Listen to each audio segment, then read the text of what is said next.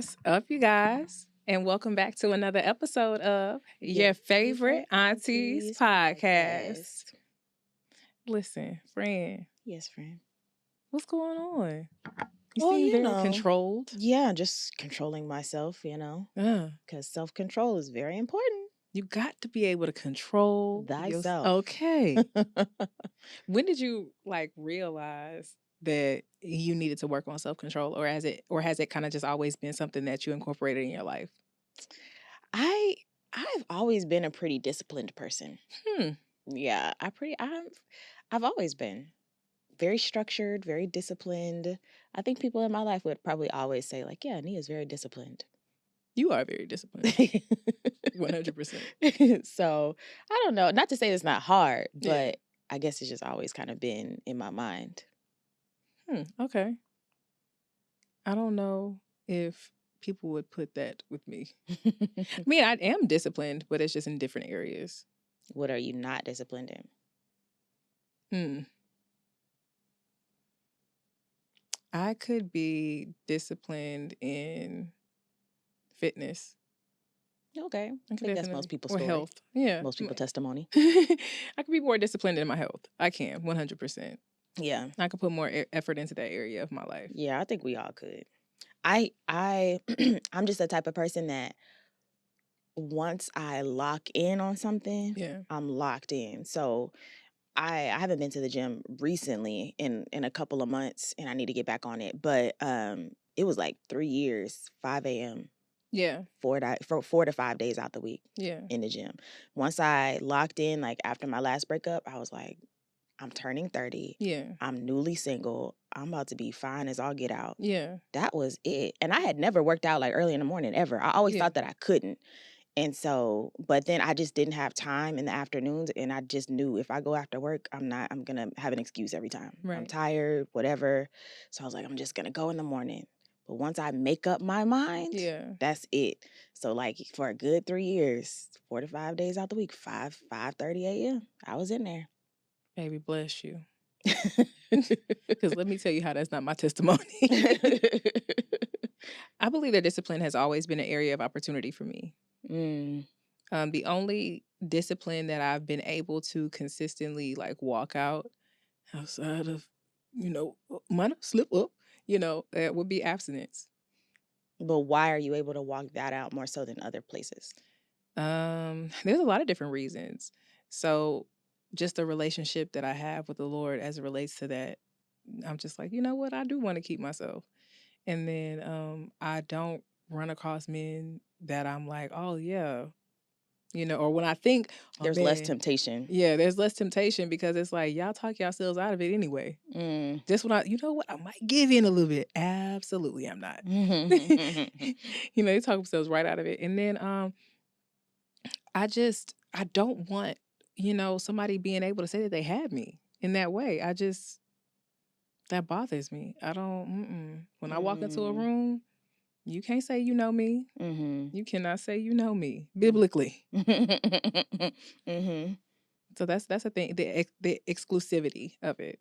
Well, also, I guess, yeah, because it's connected to your spirituality, whereas some other places probably seem a little bit less serious or, right. It doesn't have the gravity.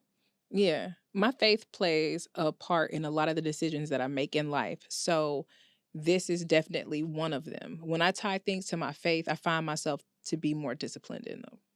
But what makes you that way? Is it like the fear of consequence? Is it like what makes you more disciplined if it's tied to faith? Fear of consequence, for sure. Yeah. Fear of consequence. And I just like to know how things are going to go. I like to know the expected end. I like to, just have that already set in place. I don't have to think about it. It's not a second thought. I know what's going to happen if I do X, Y, and Z, and then we just go from there. I love the consistency of what it means to be disciplined in this area. And abstinence? Yeah. Well, but I think just my faith, tying things to my faith. Oh, that's why. To faith in general. Yeah. Do you feel like you have been... What do you feel like is the reward for consistency with things that are tied to your faith? protection. And it's an opportunity for God to express his love. Even though he has unconditional love, I like feeling like I'm doing the right thing, or feeling like, I'm on the right track. So I would have to say that. Okay. I think that some people's testimony is that they're not able to be consistent with their faith because they don't see a reward from it. You know what I mean? Like, there may not be a tangible reward every time you make the right decision, every time you open up your Bible, every time you pray, and before you do this, and every time. There's not always a tangible reward, and so it keeps people from being able to be consistent and disciplined, because it's like, okay, people, I think as humans, we're conditioned to expect to be rewarded, expect a gift of some kind, expect a blessing of some kind, and then when it's not immediate, or it doesn't happen the way you think it should, then it affects your ability to be consistent in that, because it's like, okay, I did it. What's going on? You know what I mean? Yeah. I can definitely say that the ROI on abstinence for me, I'm just like, all right, what's going on? 1 + 1 ain't equaling 2. Yeah. With me. I mean, but you also have to consider, like, what do you consider the return? What do you consider the reward? Yeah. Because I could imagine, like, God himself thinking, oh, this is great, or, like, you've been spared from this, or you've been spared from that, or this person didn't deserve it, or whatever. But then as us in our limited perspective, like, well, why didn't this happen? And why didn't that happen?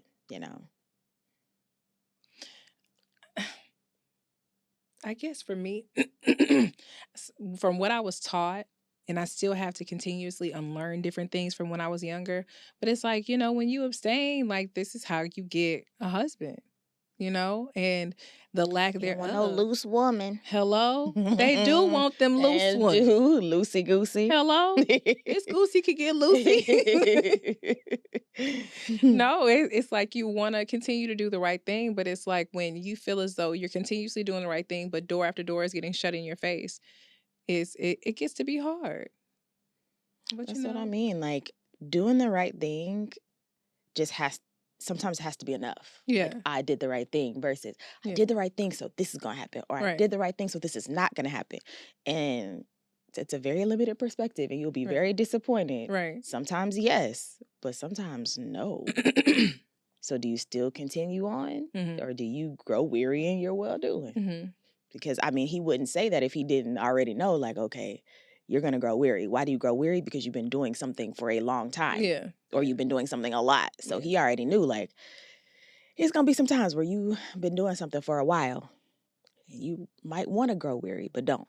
So I really want to know what his thoughts and perspectives were when he put that into scripture, because it's like, you knew I would grow weary in this, but it's like, why did you tell me not to faint, even though it's still tarrying? Like, what do you know that I don't know? Most what likely, I'm saying? Yeah. I think most likely what's being worked out in us in the journey, like, we don't tend to think about that. We think about the end of the journey. Yeah. Right? And I think he's more so invested in the journey and what's happening to you and who you're becoming on the way to getting that. You know what I mean? For us, it's like, I just want the prize.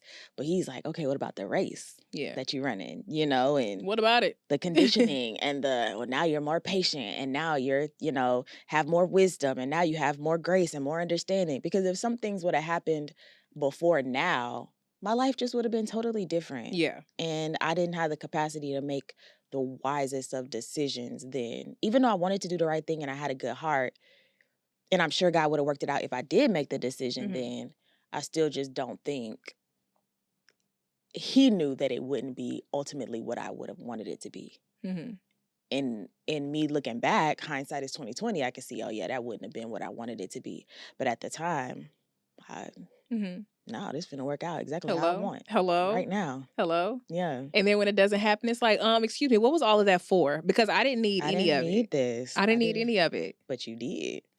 And it's like, whole time you did, though. Yeah. And it's like, Lord, okay, but why did you have to work it out like that? Yeah. Because, I mean, if you get everything that you want when you want it, you're not going to grow. You're not going to change. You'll for be what? Like a brat. Yeah. I'm getting it like this, so what do I need to change for?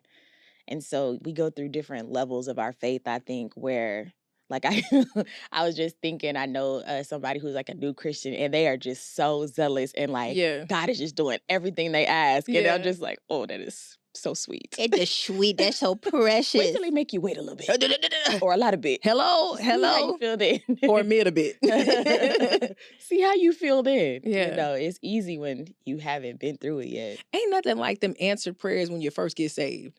It's like, oh, God, you love me. God can do it. Good God. I'm on the main line. He is and picking I'm up telling you what I want. Hello? And them things be coming through. And then it's like, okay, now that I got you. Yeah. Now this is how things really gonna go. Mm-hmm. Now you got to grow. Now you got to change. Hello? Mm-hmm. Now you got to wait. Because I did those things because you were a child. Mm-hmm. You had no understanding. When I was a child? I behaved as a child. Mm-hmm. But the thing is, when you gave a beautiful example a while ago, just being in that playpen, and how that was you. That was me? Yeah. Oh, okay. Well, shout out to me. But just being in the playpen, and like the playpens, some of them are really huge, and there's safety in that playpen. And you have your toys, and people bring them to you. Baby, you think you got a lot of space, right? And you're getting everything, and you're doing everything. But then when you're released from that playpen, you see how big the world is, and now you see, okay, so I have to grow to earn things, and to get things, and have certain responsibilities, because, you know, you go from the playpen to now you're walking, now you're running, then eventually now you're on a bike, but then eventually you get on a car. But it's like you have to do things. Like your parents may give you that bike, but the car you got to earn. The car, you got to do some work to get it. Responsibility. You got to study. Then you got to take the test. Then you got to pass the test. Then you got to get the car. Because just because you're doing all these things doesn't mean that everything is going to fall into place right then and there. Because just because you have your permit doesn't mean that you'll be able to get a vehicle right away. To whom much is given, much is required. Yeah. So you think, oh, I'm getting all this stuff and got to doing this. Okay, and you finna require some stuff from Hello? you too. Hello? Don't get it twisted. Like, yeah, you want to be booked and busy. You are booked. And you are busy. Now so what? You said, I need some rest. Did you want to be booked and busy, or did you want rest? Hello? And it's too, like, I was thinking about that playpen example too. It's one thing to have control when you're unable to do other things. Yeah, yeah. It's another thing to have control when the world is your oyster. Yeah. And you could literally just make a choice to do whatever you want to do. Yeah. Self-control is when you have the option to do whatever you want to do and you still say no. Right. If you don't have that option, right, that's not control. Yeah. That's not control at all. That's not discipline. You literally can't. Yeah. And so some people, I think, don't understand the importance of being able to make those wise decisions, because it's not always that it's not available. Right. I have to look at that in the face and say no. Yeah. Versus I never see it. It's never, so I never judge like celebrities or wealthy people. They have access to things you will never see. Yeah. And you have all the judgment for them. You'll never see that. So you don't know what it's like to make that choice. You don't even have the wherewithal, the capacity, the mindset. So I was speaking with one of my friends, and we were just talking about the situation with a celebrity that's happening right now. And they were just like, some people don't need all that money. Because if you don't have people around you who will help you be stable in your mind and who just do yes, yes, yes, yes, yes, you will find yourself in a whole bunch of fire eventually. Like, for his grace. We forget so quickly. And I think that this platform has sobered me a lot. Like, it could be any one of us. Right. When you're on the outside looking in, you think, oh, how could they do that? Yeah. How could they make that choice? How could they? But by the grace of God. Hello? And not me, his grace. Yeah. Because I done still made some decisions, and it was his grace that kept me. I've made some decisions, and it was his mercy. Come on, mercy. That kept me. Because you deserved it. He still said, hello? No, I'm not going to do it. Hello? The mercy of God. Not right now. Because I'm about to, all right, I should. Okay.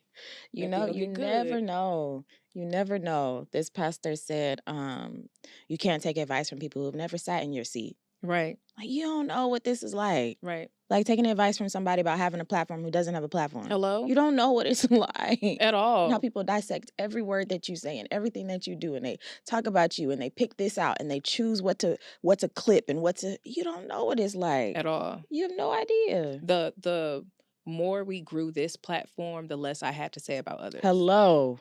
Because I'm like, y'all don't get it. You have no idea. And it's just that you're literally looking at it from one perspective. And from where you're looking, I can completely see how you would say that. Oh, yeah, I see how you say that. But you don't know what it's like on this other side. Wait till you sit here. Hello? That's very true. I reserve my judgment, baby. Just, you don't never hear me talking about nobody. But hey. I don't know. No comment. We don't know these people. Right. Like, the amount of people that think they know us, I'm like, you watch the podcast once a week for 30 minutes. You have no idea. Right. So how can I look at somebody else and be like, well, they shouldn't have done that. And they shouldn't have said that. And you have no idea. You have no idea. It's levels to this thing. Yeah. You better be careful. Take heed lest you fall. And then the thing was, I know I'd said this before, but I really used to refuse to give people grace until I needed it. Mm-hmm. When I started needing the grace that I refused to give. Change your mind. Oh, my goodness. I'm like, oh, people are human and they're going to make mistakes. Gee willikers. Never would have thunk it. Yeah. You know? Mm-hmm. Mm-hmm. And it took me falling in different areas for me to be like, oh, I see now. Mm-hmm. And even in God's grace, he kept me in those times. Mm-hmm. Even in my falling, he only allowed me to fall so far. Mm-hmm. Mm-hmm. I didn't fall to my death. Mm-hmm. Come on. Because many people died when they made bad decisions. Yeah, that's right. He kept me. That's right. That's very true. He kept. That's very true. All right. And that in itself is an essence of self-control. Yeah. I'm controlling myself, creating some narrative about this person that I don't know. Right. I'm controlling myself, exerting judgment on a situation I ain't never been in. Like, all of that is also self-control. Yeah. Because your mind will go. Your mouth will go. Your heart will go. Hello. You have to control all of those things. All of them are part of self-control. I think we think of self-control like, what you're eating. And no, it's a part. That's a part. It is. But there's so much more to it. Yeah. Every part of your life can benefit from some self-control.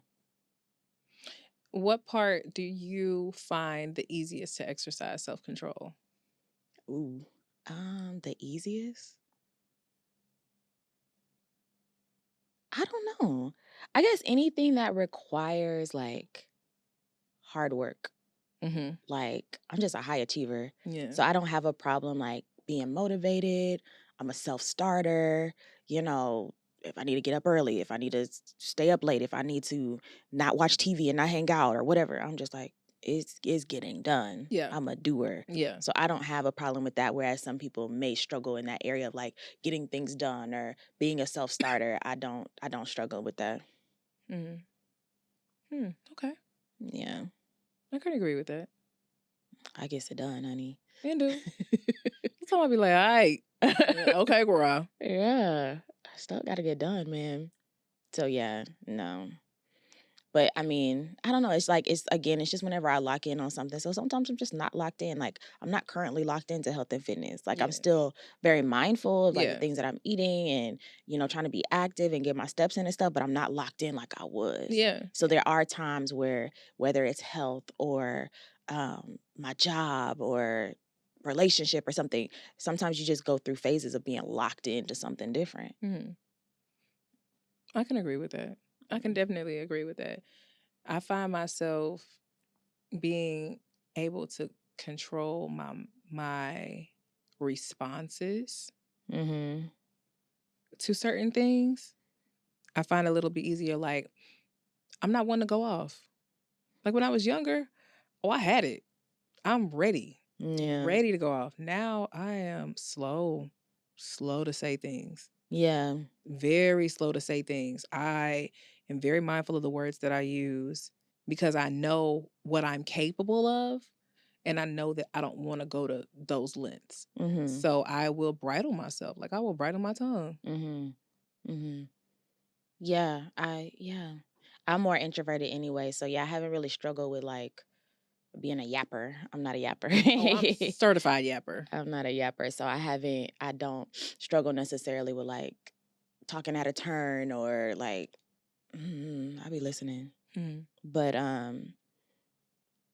there's other areas where I've had to exert more self-control in the forward motion versus the backward motion. Yeah. Like we've talked about like advocacy and, you know, confidence and things like that. I had to control is sometimes in the forward movement. Like, Right. no, I have control. I'm going to do this. I have control. I'm going to say this. I have control. I'm going to versus the opposite. You know what I mean? So I've had to work forward with self-control more so than backward. Mm-hmm. I like that. Yeah. Because I'll sit back in a moment like, you can have it. Yeah. Do your thing. Like I've never like went off on nobody like that, or and I was really emotional when I was younger. Just a lot of things would hurt my feelings very easily. Like I was just very soft and just easily moved. And so for years it was my prayer, like, Lord, help me control my emotions. Yeah. Regulate my emotions, Lord. I don't want to be up and down every time somebody say something or do something and he has done a miraculous work in me. Now you got to spur me to emotion. Hello?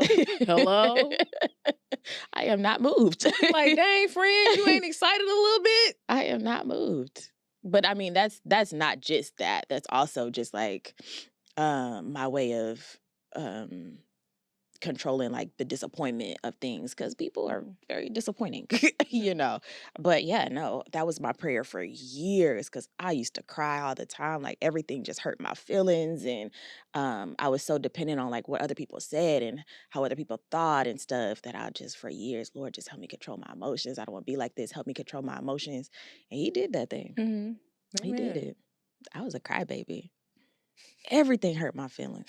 Everything. Like, girl, had to work on it. I don't know. I'm trying to figure out, I'm a crybaby in other ways.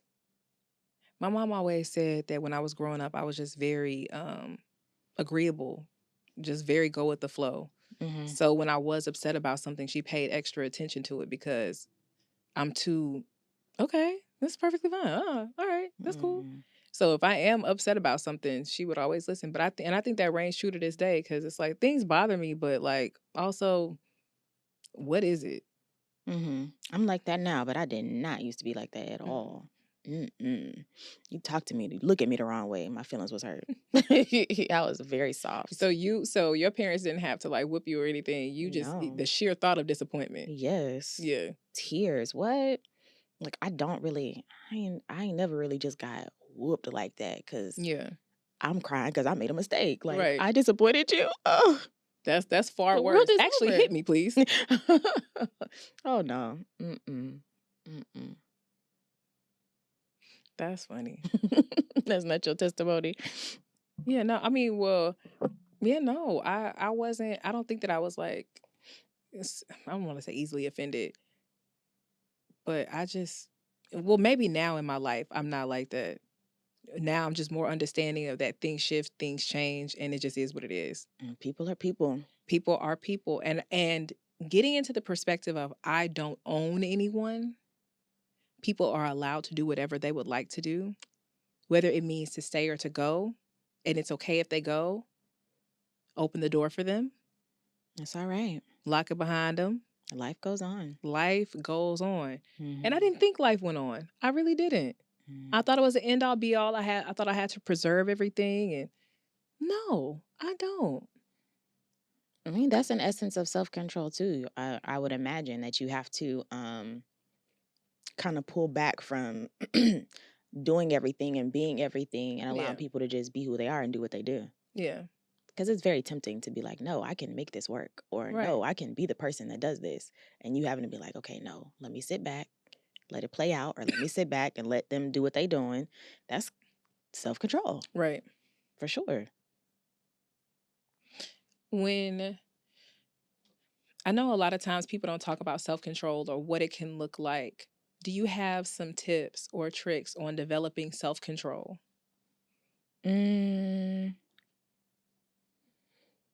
I think that it starts small. Like, it doesn't have to be a big thing. Some people are like very black or white, so they can just go cold turkey on stopping doing something or starting to do something. But that's not everybody's story. And I think that people may fail at consistency because they can't go 100. You know what I mean? And so it's okay to start small. Like,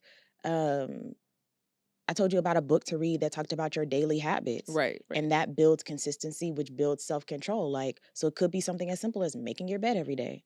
And then the fact that you succeed at, okay, man, I did this every day for a week. Now I can actually move to doing this every day. But sometimes you have to show yourself that you can do it. Right. Because you've proved to yourself over and over that you can't. And so now you have to change the narrative in your own head that actually, no, I can do this. Yeah. I can keep up with something. I can be disciplined in this. And so it doesn't have to be a big thing. It's great if you can go cold turkey and stop doing something, or you can go full force and start doing something. But even if it's just something small, because that builds your confidence, right, and that allows you to trust yourself more. Like, no, I can do this. right. So it doesn't have to be a big thing. That's good. That's good. You don't have to do everything all in one day. Mm-mm. And I think that's very important to remember, because for me, I'm an all or nothing person. Yeah. So it's like, I feel like if I start something, I have to start everything all at one time. Yeah. And I am noticing now in my life, I am having my small victories, which are leading to even bigger victories. And I'm having to celebrate the milestones that I make in my life with change. And because everybody else won't understand like what's important to me, or like Right. why I'm excited about, oh man, I was able to do this. And to somebody else might be like, okay, you're supposed to do that. But for me, it's like, no, I'm really doing things. Like, I'm really turning stuff around. Mm-hmm. And you also have to understand that sometimes celebrations are just for you. Mm-hmm. Everybody ain't gonna understand why you're celebrating. Celebrate yourself. Right. You waiting for other people to clap? Yeah. There is no way to be consistent because people are not consistent. Right. If you're depending on other people to clap for you and celebrate you, you will not be able to be consistent. Hello. Sometimes they will, sometimes they won't. And sometimes that has nothing to do with you. At all. You could be doing a great job, but they're just occupied right now. Hello. So are you still going to do it even though nobody could clap for you right now? Right. Or is it like, no, somebody has to recognize what I'm doing? Yeah. Because really, I feel like consistency is built like behind the scenes. Like, you know, when we see somebody out on the court or out on the field, that's not what built that. That was them practices nobody saw. That was them in the gym. That was them lifting them weights when nobody was looking, right? Yeah. And so we see the public display of things and think that makes the person. No, it doesn't. Right. It's what you do in private. That's good. When no one is looking, what are you doing? Because the show don't matter. Right. Right? The act don't matter. Right. Even if, and some people could get by because they're very talented. So they can get by with the show and the act. But it's not sustainable. Not in the long run. Not in the long run. Eventually your batteries will run out. And you have to be who you are. Come on. Because it's a lot putting on an act. I know that. Exhausting. Once I got to a point, even in my salvation, where it's like, I'm not proving this to nobody. If you don't think I am, then baby, I don't know what to tell you. I don't have any more to give you. Mm-hmm. I don't. I ain't supposed to be giving you nothing. Hello? This is for the Lord. But I found myself performing, jumping through hoops, trying to show how saved I was. And then I got to a point where it's like, wait a minute. No, I'm getting off this hamster wheel. I'm not going to continue to show and show and show and show and show when you don't even want to see. Right. Very true. Very That's another true. thing. Yeah. Yeah. People don't always want to see. They want you to be who they think you are. Right. They don't always want to see what you really are. Hello? And sometimes people don't want to let go of their perception of you. Correct. They make up their mind. Right. That's it. And it just is what it is. Because I know that there are certain things in my life I've made up my mind about it, and it just is what it is. And until I decide that it's otherwise, that's what it is. Mm-hmm. And if I know that about myself, how much more true could it be about someone else? Very true. Even as it relates to their opinion of me. Mm-hmm. Mm-hmm. And it takes self-control to control that narrative in your own head of somebody else. Right, right. Because we'll make a whole play. One act, make a whole play out of it. Okay. It wasn't even all of that. It was not. But let me tell it. You got to control your thoughts. That was something, oh my gosh. I've read so many books about your mind. Yeah. Even connected to spirituality. And I remember reading this book by Joyce Meyer, and I was young, but it just blew my mind because the first thing she started off talking about was you have control of your thoughts. Mm-hmm. And it was the first time somebody had ever just really put it like that. Like, no, wait. I have control of my mind. My mind is not in control. Mm-hmm. Like, I could choose what to think about. So when the word talks about thinking on those things that are above and having the mind of Christ, like, I can make a decision of what I'm going to think about and how I'm going to think about it. Yeah. That blew my mind. It sounds so simple, but I just never thought of it like that. Yeah. And so I've read so many books. There's another book called Winning the War in Your Mind. if you're struggling with self-control or discipline, start doing some study of the mind. Yeah. Because that's the first thing you got to control to do anything else. Yeah. You got to control your thoughts, how you think of things, why you think of things that way, where is it coming from? Because that stuff will get rooted in you, or you're just so used to thinking of things in that way that it becomes a pattern, Right. even if it's not true. I was reading this book that said to get people to believe a lie, just keep repeating it. So there's so many things that we believe just because we hear it over and over, and it's not even true. Yeah. So that's something that we even do to ourselves. We just keep saying it that way or thinking of it that way, and so we've convinced ourselves that it's true, even if it's not. The way that we view ourselves, the way that we view others, the way that we come into situations, we've already settled in our mind that this is how it is, or this is how it always is when this happens. And then that impacts the decisions that we make and how we're able to host relationships. That's good. That's really, really good. And I don't know if a lot of time people begin to think about that other things in your life truly do mess with your mind. I think that's why it's so important to be very mindful of how you speak to yourself. Yes. Self-speech, self-talk is so important. Like, you're not going to catch me saying certain stuff to myself about myself. And it took me a little while to really think about it or put actual emphasis on the words that I spoke to myself. But I'm not mean to me all the time. Sometimes I'll be like, okay, ShaMarian, okay, girl, like, get it together. But I'm very mindful of what I say to me or what I allow others to say to me, especially at this particular point in my life. I am too. I definitely am. I remember talking to somebody who was saying some stuff. We were like talking, like romantically talking, and the way that he spoke to me, I just did not like it. The things that he said, like sarcastically, well, a smart person would have done this. Don't do that. And I was just so glad that I was at a point in my life where I was like, no. Yeah, right. You know, because there are women who may find themselves in a place where that doesn't even ring a bell. Like, he can't talk to me like that. Yeah. I don't talk about myself that way. Yeah. So you not finna either. Hello? You know what I'm saying? Hello? I just thank God for the presence of mind that when I met him, I was at that point in my life where I was able to be like, we good. Oh, baby, you ain't got to worry about me. You ain't got to worry about me. Because you do get to a point where it's like, I don't speak to myself that way. You won't speak to me that way. You won't. Or I didn't grow up that way and I won't be, you know? You and I spoke about not too long ago, well, it may have been a while ago, it doesn't matter. We spoke about how, we didn't grow up in households where our fathers yelled at us. So even now, that's a standard in my life in general. No one will yell at me. Correct. No one will raise their voice at me. It is not appropriate. Like, there's just certain things that you will not do to me. I have not experienced it, and I won't experience it by your hand. I'm not about to start now. Hello? Like, are you well? Yeah. Are we okay here? And the fact that so many people disagreed with our own standards for ourselves. Right. Okay. If that's my thing, that's my thing. Right. What it got to do with you? Hello? That's another thing. Your standards for yourself are okay to be your standards for yourself. Correct. You don't have to switch them around to appease somebody else. If you say that a standard of yours is you will not be yelled at, you will be spoken to with respect, honor, and dignity, then you can stand up in that. And you don't have to allow anybody to come through and try to change that. Because if you do, you can exit stage left or stage right. Doesn't matter. But when you have a standard in your life, it's okay to uphold it, even in the midst of somebody else not understanding. Because people are like, well, if you deserve to be yelled at, I'm going to yell at you. Okay, you can, but I will not receive it. And what says I deserve it? Right. And you will not get the best version of me doing that. Come on. And it takes control to even speak to somebody in a way where you're like, hey, this doesn't work for me. Because I definitely had to do that. I was like, hey, I don't like the way you spoke to me. And so if we can't speak respectfully and you not make those sarcastic comments that are hurtful, then we don't have to speak. And it was self-control to say it like that in that way. Hello? Because I could have said it another way. Hello. And you would have heard me that time. And I could have took some digs and I could have said some stuff. Yeah. But that's not in your heart. That's not in your mind. That's not who you are. When they go low... We go to... No. I did not in that moment. That was a lot of self-control. He had me messed up. He did. Messed up. Anyways. It didn't have a friend. I was going to say that. That was like 5 years ago. Let me come back. Let me come back to today.